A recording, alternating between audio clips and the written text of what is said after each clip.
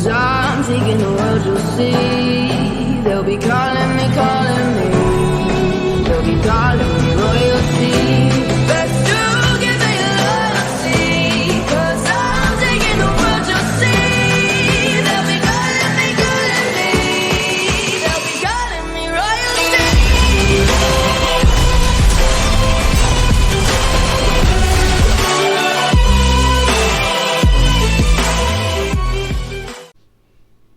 Hello guys, and welcome to my 5-minute review of Shrek. So yeah, this is like one of my favourite, I guess, childhood movies. I just recently rewatched them before watching like the new Puss in Boots movie, which, you know, blew me away, which, you know, I'll get to that after I've reviewed the first two Shrek movies and then the first Puss in Boots movie, the spin-off to Shrek. So yeah, this movie is just like nostalgia, man. Every time I watch it, like it's one of my most rewatched childhood movies. It's a classic. It's a classic movie. Yeah, you got Michael Myers as Shrek. You got Eddie Murphy as Donkey. You got Cameron Diaz as Princess Fiona, and then that little Lord Farquaad villain. Yeah, not really much to say when it comes to him. I mean, for some things he's entertaining, but compared to some of the other villains that we see later on, he's not really that great. I mean, he's probably better than Prince Charming, but I haven't really got much to say about Lord Farquaad, apart from the way how how his character ends, basically. Yeah. But yeah, it's just a classic movie. I always enjoy it. Like, it's very well made with the way how they do the humour. Probably better than most things you could watch these days. What try to have good humour. Like Shrek's just like flawless with how they do it. They kind of deal with like the fairy tale stories. You know, Gingerbread Man, Pinocchio. You know, Red Riding Hood. Basically, that's one of the cool things about Shrek. It kind of goes with those fairy tale stories and does something unique with them. And with what the recent one with Puss in Boots does, like, man, that's probably the best yet. Yeah. When it comes to like doing stuff with fairy tale, you know, creatures and stuff, fairy tale stories. Yeah.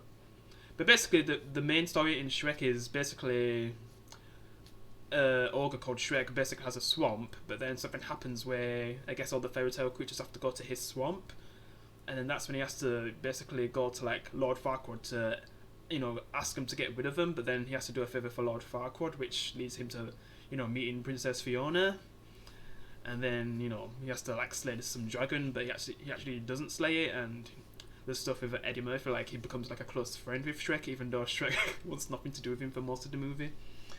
Yeah. But, you know, he tries his best to, you know, accompany him, yeah, and they eventually do become friends as they go on the journey. Like, Eddie Murphy is just, like, so funny as Donkey Man, like, he's the classic. And then we get to Cameron Diaz after they rescue her, and she's just kind of surprised who actually rescues her, because she thought, like, it was going to be Prince Charming from, you know, Shrek 2 who we'll meet, who was going to rescue her, but instead it's an ogre? And she's just like, this is so one, yeah. But then she just goes with it, and basically his goal from there is just to deliver from Lord Farquaad, even though she doesn't really want that. She wants Lord Farquaad to come for her instead of sending someone to do it for her, especially an ogre and some, you know, whatever she calls him. Because first it was Noble Steed, and then it's like some, I don't know, some kind of pet. I don't know. But, you know. But then you kind of see like Shrek and Fiona's relationship grow, and we kind of find out about stuff about her where she has like some kind of curse where when it gets to like night time, she basically becomes an ogre, but Shrek doesn't know about that.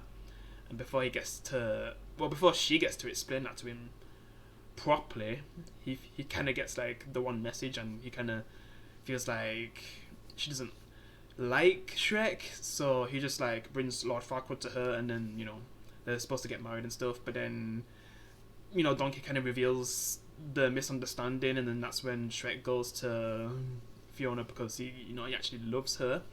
So then that's when you get the church scene, and the way how that just goes into chaos when Shrek comes in to say that he's in love with the princess, and then everyone has to do a fake laugh because they're forced to by Lord Farquaad.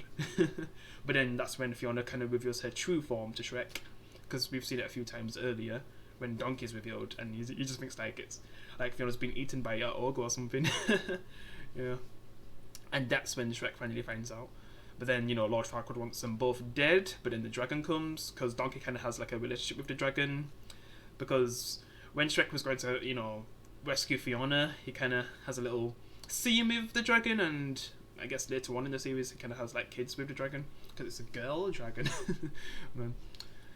But yeah, basically the dragon ends up eating Lord Farquaad, burps him out with the crown. Yeah, it's hilarious, man. There's so many funny moments in this, like the gingerbread man with him playing with the legs, like Lord Farquaad. Yeah, it's just so many funny moments and just smartly done, even for the adults, so even the adults can enjoy it. Yeah, it's a classic film. I recommend it if you haven't watched it already. And yeah, that's just a 5-minute review. I didn't want it to be too long. These reviews are going to be pretty quick. The only one that's probably going to be the longest is well, I'm not sure if Shrek 2, because Shrek 2 is my favourite animated movie.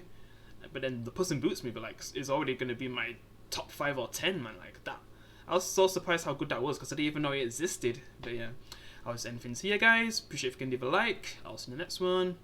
Peace.